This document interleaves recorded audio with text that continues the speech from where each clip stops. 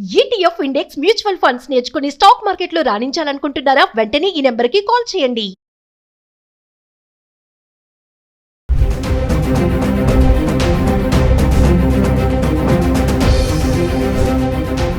నమస్తే, welcome back to Suman TV. Present మనతో పాటు ఉన్నారు విశ్వకర్ణ స్వర్ణకారుల ఆర్గనైజేషన్ ప్రెసిడెంట్ దుబ్బాక కిషన్ రావు గారు.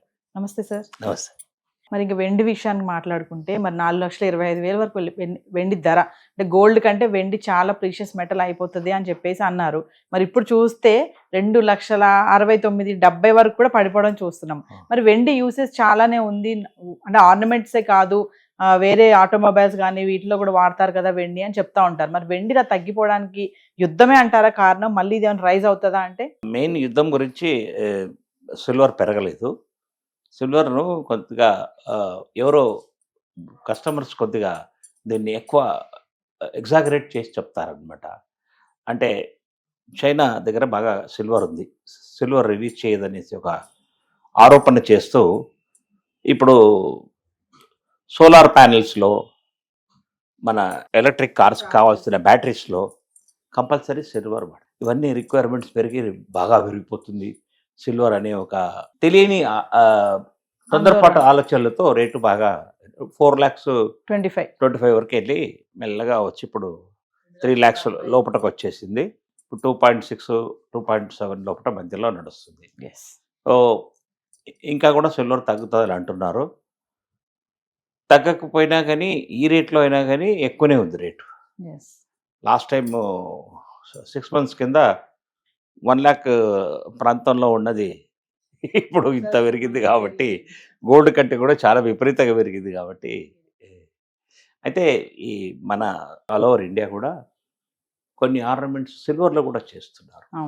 ఇప్పుడు డైరెక్ట్ సిల్వర్ ఆర్నమెంట్ చేసి కస్టమర్ అడిగితే గోల్డ్ కోటింగ్ ఇస్తారు, లేకపోతే సిల్వర్లో కూడా ఫ్యాషన్గా వేసుకుంటున్నారు అనమాట. అంటే ఇది దీనికి ఒక కాస్ట్లీ మెటీరియల్ ఏముందంటే ప్లాటినంను వాడేవారు ఇంతకుముందు. ప్లాటినం చాలా హార్డ్ మెటల్. ప్లాటినం గోల్డ్ కంటే కాస్ట్లీ ఉండేది, ఇప్పుడు గోల్డే కాస్ట్లీ ఉంది. ఈ ప్లాటినం తోటి ఈ డైమండ్స్ ఫిట్టింగ్ చేస్తే స్ట్రాంగ్గా ఉంటుంది అనమాట, గట్టిగా పట్టేస్తుంది అనమాట స్టోన్. మనము వస్తువు కింద పడినా కానీ, జారిపడి ఏదన్నా అయినా కానీ, లేకపోతే ఏదైనా గోడకు తలిగి, ఏదైనా అలమారికి తరిగి డ్యామేజ్ అయితే కూడా ప్లాటినం నుంచి ఆ రాయి బయటికి రాదు. అంత స్ట్రాంగ్ ఫిట్టింగ్ ఉంటుంది అనమాట. సరే, అయితే ఇప్పుడు యుద్ధం కారణంగా కొన్ని అన్ని కూడా ఎక్స్పోర్ట్స్ అన్ని ఆపేశారు. ఏదైతే హార్మోజ్ జలసంధి ఉందో అక్కడ మన నౌకలన్నీ ఆపేశారు అన్నారు. మొన్న చూసుకుంటే కొన్ని రిలీజ్ అయ్యాయని కూడా చెప్తున్నారు. మరి ఇప్పుడు అన్ని వదులుతున్నారు కాబట్టి మళ్ళీ ధరల్లో మార్పులు చోటు చేసుకుంటారని అనుకోవచ్చు అంటారా? అంటే వెండి విషయానికి వస్తే మళ్ళీ 3 లక్షలు దాటేసి 4 లక్షల వరకు వెళ్ళే ఛాన్సెస్ ఉన్నాయా? అంటే ఎక్కువ ఖచ్చితంగా చెప్పలేం, కానీ సిల్వరు మీద ఎక్కువ డిపెండెన్సీ లేదు. మన భారతదేశం అన్ని ఇంక్లూడింగ్ ఇరాన్, అరబ్ కంట్రీస్ అన్నిటితో ఫ్రెండ్లీగా ఉంది, ఎక్సెప్ట్ పాకిస్తాన్తో. కానీ అందువల్ల మనకు అలౌ చేస్తున్నారు, మిగతా ఏ కంట్రీకి అలౌ చేయట్లేదు. నిన్న 2 పెద్ద వెజల్స్ వచ్చాయి, ఎల్పిజి గ్యాస్ తీసుకొని వచ్చింది. ఇంకా 22 వెజల్స్ అక్కడే ఉన్నాయి, లోడింగ్ అవుతున్నాయి. అంటే ఇండియన్ మిలిటరీ ప్రొటెక్షన్లో, నావల్ ప్రొటెక్షన్లో వస్తున్నాయని తెలిసిందనమాట. కాబట్టి రేటు పెరిగినా కానీ అందుబాటులో ఉన్నాయి వస్తువులు. ఎల్పిజి లాంటి డొమెస్టిక్ రిక్వైర్మెంట్స్ ఇప్పుడు కమర్షియల్గా ఎవరికి అవైలబుల్ లేదు గ్యాస్. దానివల్ల హోటల్స్ అన్నీ, కొన్ని చిన్న చిన్న హోటల్స్ అన్నీ మూతపడ్డాయి. ఇప్పుడు కట్టెలతో వండాలంటే కట్టెల రేటు కూడా పెరిగిపోయాయి. దాంట్లో కూడా కొద్దిగా డీజిల్ వాడతారనమాట, అంటే బాగా ఫ్లేమ్ ఎక్కువ రావాలని. సో మళ్ళీ డీజిల్ అంటే కూడా 108 రూపీస్ ఇట్లా ఉంది. కాబట్టి రేట్స్ తగ్గే సూచనలు అయితే లేవు, ఇంక్లూడింగ్ సిల్వర్, కాపర్, గోల్డ్, ఇవన్నీ మెటల్స్ అన్నీ కూడా పెరిగే ఛాన్సెస్ ఉన్నాయన్నమాట. అంటే ఓవరాల్ ఒక విషయం చెప్పండి కిషన్ రావు గారు, అంటే యుద్ధం ఎఫెక్ట్ బాగా పడింది అనుకోవచ్చా? 100% లోహాల పైన, వస్తువులు అన్నిటిపైన పడుతుంది. అవైలబిలిటీ ప్రాబ్లం వస్తుంది. అండ్ దట్టు ఇది రంజాన్ టైము, ఇండియన్స్కు ఫెస్టివల్ టైం. ఫ్యూచర్లో వచ్చేటన్ని ఫెస్టివల్సే, ప్లస్ మ్యారేజ్ సీజన్స్, గృహప్రవేశాలు, ఈ అన్ని అకేషన్స్కు కొత్త బట్టలు కావాలా, ఆర్నమెంట్స్ కావాలా, ఎంత తక్కువ చిన్న ఇంట్లో కూడా కొద్దిగానైనా కొనుక్కుంటారు ఖచ్చితంగా.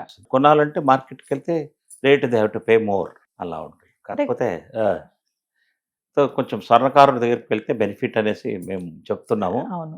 అదే అది అడుగుతున్నాను. అంటే మేము ఇప్పుడు ఒక మామూలుగా ఆ, స్టోర్‌కి వెళ్లి గోల్డ్ కొనేకి, ఇప్పుడు మీ దగ్గర స్వర్ణకారుల దగ్గరికి వచ్చి బంగారం కొనడానికి అంటే డిఫరెన్షియేషన్ ఏముంటుంది? ఏమేమి తగ్గుతాయి? ఒక్కసారి మాకు వ్యూవర్స్‌కి ఒకసారి క్లియర్‌గా ఎక్స్‌ప్లెయిన్ చేయండి. ఇప్పుడు చూడండి 24 క్యారెట్ గోల్డ్ 1,57,000 ఈరోజు. అందులో 8% కాపర్ కలిపితే 22 క్యారెట్ అవుతుంది. ఆ 8% మేము మా కస్టమర్కు మేము ఇస్తాం గోల్డ్ స్మిత్. హుహు. అదే జ్యువెలరీ వాళ్ళు ఓన్లీ 3% 4% ఇస్తారు. అంటే ఇప్పుడు 1,58,000 ఉంటే 1,40,000కే 45,000కు మీకు 22 క్యారెట్ ఇస్తారు. మీరు క్యాలిక్యులేషన్ చేసుకుంటే అంతగా 125 వస్తుందన్నమాట. యెస్. అలా ఇవ్వరనమాట వాళ్ళు. సో ఇదొకటి చేస్తుంటారు. మళ్ళీ వేస్టేజ్ ఎక్కువ క్లెయిమ్ చేస్తారు. మేము 4-5% క్లెయిమ్ చేస్తే వాళ్ళు 8-10% క్లెయిమ్ చేస్తారు. మళ్ళీ స్టోన్స్ పైన కూడా డిస్కౌంట్ ఇస్తున్నాం అది ఇదని ఆఫర్స్ ఇస్తారు కానీ అంత రేట్ లేవు డైమండ్స్. వాళ్ళు చెప్పే 65,000 ఆ చిన్న చిన్న డైమండ్స్కి లేదు. 30,000 అట్లాగే ఉన్నాయి. నువ్వు 60,000 చెప్పి 5% 10% డిస్కౌంట్ ఇవ్వడం వల్ల అర్థమే ఉంది. యెస్. సో అది వ్యాపారం ట్రిక్స్. వాళ్ళు కూడా పెద్ద పెద్ద షోరూమ్స్ మెయింటైన్ చేస్తుంటారు కాబట్టి వాళ్ళ ఖర్చులు ఎక్కువ ఉంటాయి కాబట్టి వాళ్ళు మీకు తక్కువ ఇవ్వలేరు. Hmm. మీకు నమ్మకస్తమైన గోల్డ్ దగ్గరికి వెళ్తే అయితే షోరూమ్ వాళ్ళైనా కానీ స్వర్ణకారుడైనా కానీ కంపల్సరీ హాల్ మార్క్ చేసి ఇవ్వాల్సింది యెస్. కస్టమర్. ఎవరైనా హాల్ మార్క్ ఉండాల్సిందే. గవర్నమెంట్ ఆ ప్రొవిజన్ పెట్టింది కాబట్టి Hmm.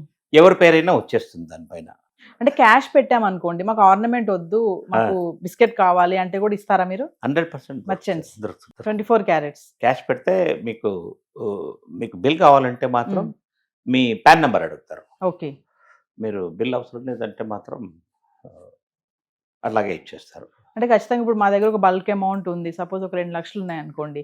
నాకు ఆర్నమెంట్ ఏమొద్దు. నాకు ఒక బిస్కెట్, ఒక కాయిన్ కావాలి. అది కూడా 24 క్యారెట్స్‌లో కావాలి అంటే మీరు సమ్ సర్టిఫికేషన్స్ ఏమైనా ఇస్తారా మరి? ఇస్తారు. అన్నీ ఇది కంపల్సరీ. ఇప్పుడు మీకు టెస్ట్ సెంటర్స్ వచ్చేసాయి. హ్మ్. ఇండిపెండెంట్ టెస్ట్ సెంటర్స్ ఎక్కడ పోయినా కానీ hall mark centres, testing centres రెండు ఉన్నాయి. యెస్.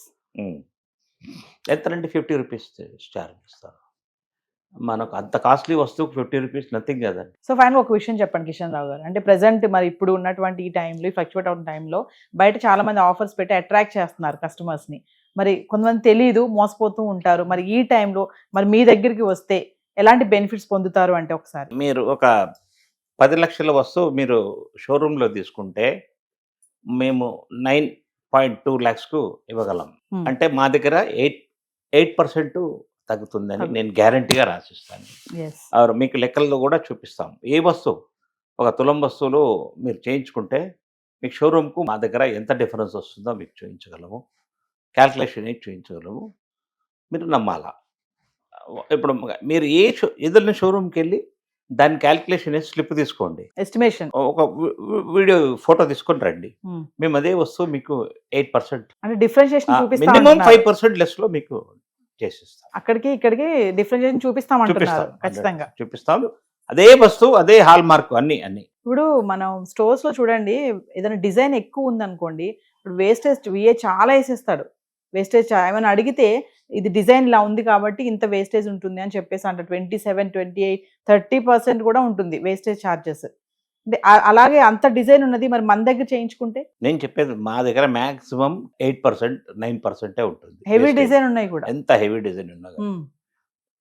మేము వర్కర్స్ కాబట్టి ఇది కూడా ఈ వేస్టేజ్ ఎందుకు వస్తుందంటే సెవరల్ ప్రాసెస్ ఉంటాయి అన్నమాట. సెవరల్ ప్రాసెస్లో వర్క్ జరుగుతుంది కాబట్టి ఎవ్రీ ప్లేస్లో 0.5%, 1% ఇట్లా తగ్గుతుంది కాబట్టి. కానీ వీళ్ళు చెప్పినట్టు 12%, 15% అయితే కాదు. మాక్సిమం మీకు 7 to 8% లోపల ఎంత డైమండ్ వర్క్ ఉన్నా కానీ మీకు చేయిస్తాం. థ్యాంక్ యూ అండి. నమస్తే.